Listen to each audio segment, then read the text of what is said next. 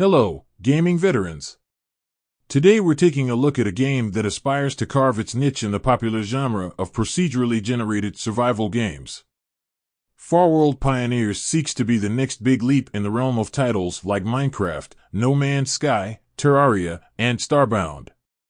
In this game, our adventures take us across the cosmos, visiting alien planets and establishing thriving colonies of pioneers. You can choose to play in online multiplayer mode, PvP, or single player. For the purposes of this review, I'll be sharing my experience of the game from a single-player perspective. Developed by the talented team at Igloosoft Games, with a pedigree that includes impressive games like Ultimate Chicken Horse, RimWorld, Gnomoria, and Starbound, expectations for Farworld Pioneers were high, especially for those of us who love 2D survival games. Right off the bat, Farworld Pioneers welcomes you with a tutorial that offers a run-through of the game's mechanics, including building, crafting, and directing your fellow pioneers. The tutorial also guides you towards an in-game tooltip for assistance on what to do next. However, the game presumes a fairly advanced understanding of survival games, which may not suit all players. One of the immediate challenges I encountered involved dealing with the constant needs of my colonists. The game kept notifying me that they needed a bed and food. While I eventually figured out how to make a bed, the food notifications remained somewhat confusing, as colonists seemed to be able to access food automatically. This adds an extra layer of stress when you're trying to explore and learn the game.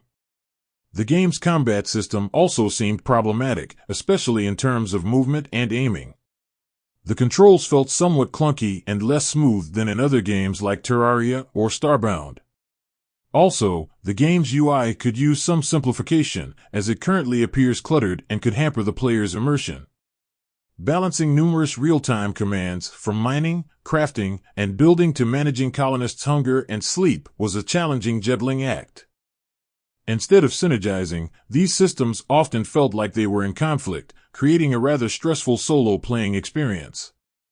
A leveling system also exists for your colonists as they improve at tasks, but it's unclear whether the game intends for you to specialize in one area or manage all of them simultaneously.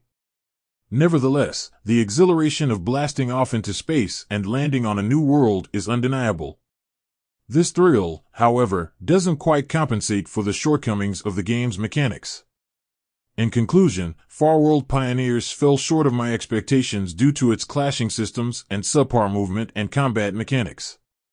But much like other games in this genre, there's hope that a few updates can help this title find its footing. So here's hoping that the upcoming console release will improve upon the game's current state and fully realize the potential that Farworld Pioneers clearly possesses.